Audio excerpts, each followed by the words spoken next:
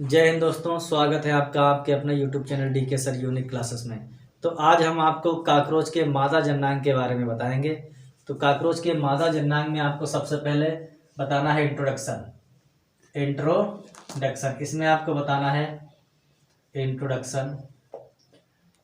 Cockroach एक लिंगी प्राणी होता है जिसमें नर तथा मादा जननांग अलग अलग जीवों में पाए जाते हैं और मादा काकरोच अपने जीवन काल में लगभग 40 अंड कवच का निर्माण करती है। तो यहाँ पे आपको बताना है, सबसे पहले हेडिंग होगी यहाँ पे ओरी या अंडाशय।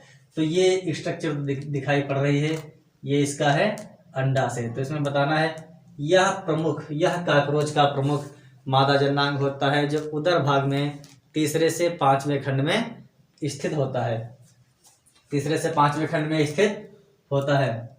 एक जोड़ी पत्ती के समान, देख लीजिए यहाँ पे, यह एक जोड़ी पत्ती के समान संरचनाएं होती हैं जो 8, ये हुआ यहाँ पे, जो 8 अंडिकाओं या ओवरियोल्स लिखेंगे यहाँ पे, ओवरियोल्स, जो 8 अंडिकाओं से मिलकर बना होता है। उसके बाद में आपको बताना है ओविडक्ट या अंडवाहिनी।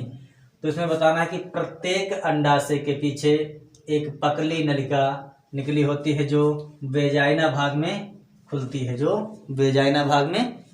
अब आपको बताना है वेजाइना के बारे में।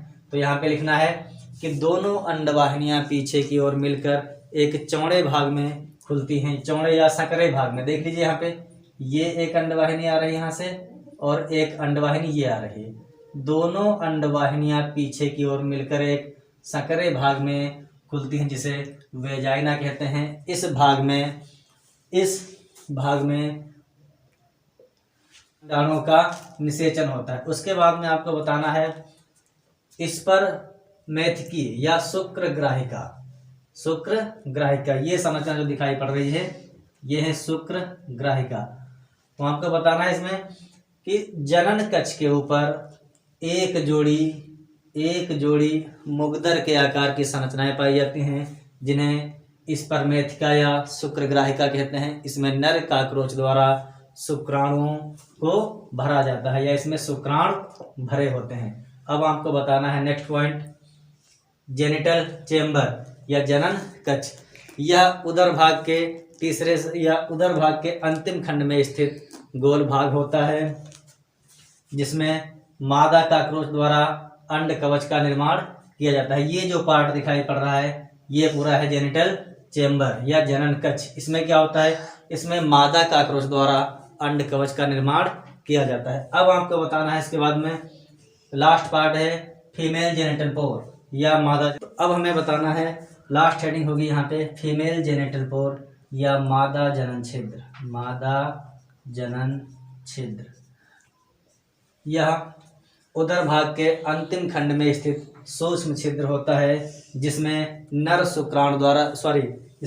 काकरोच द्वारा स्पर्म को छोड़ा जाता है। अब यहाँ पे आपको बताना है नेक्स्ट पॉइंट, कोलेटेरियल ग्लैंड। तो यहाँ पे बताना है कि जनन कक्ष के ऊपर अनियमित आकार की एक जोड़ी शाखित, देखिए यहाँ पे ये कई ब्रांचेस में निकली हुई है।